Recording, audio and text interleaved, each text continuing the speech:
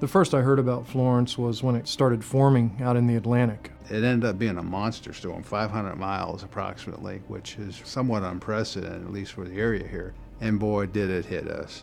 You know, somebody's shooting at you, you can find cover and concealment. There's tools that we have at our disposal that we can use to overpower somebody who's combative with us. But when God shows up, there's nothing you can do.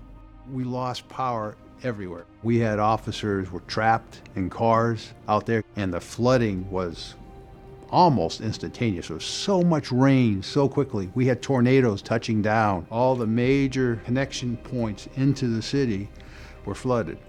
And at that point I was just like, you know, this is crazy. Somebody's gonna get killed out here. It was really bad.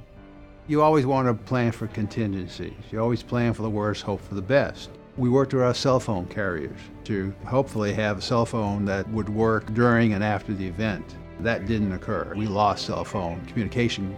The rain was so heavy you could not see the front of the hood of your car. The wind was howling to the point where your vehicle was buffeting on the road. It would just been suicidal to have been out there without communication.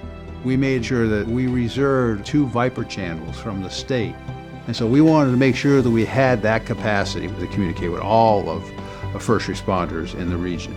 The Viper system is a statewide system that uses a repeater network around the entire state. It was pretty crowded, but it worked. Well, Hurricane Florence hit us for almost 4 days, but we were still able to communicate on our radios so we could respond to calls where life was in danger. And there's been a debate, well, cell phones will take over radios and it's going to be a cheaper alternative. Well, what we found here is that the Viper system was a stable network. It just worked. We were put in this job to help the helpless, but there's no way that we could have accomplished everything we did if we didn't have the ability to communicate with each other.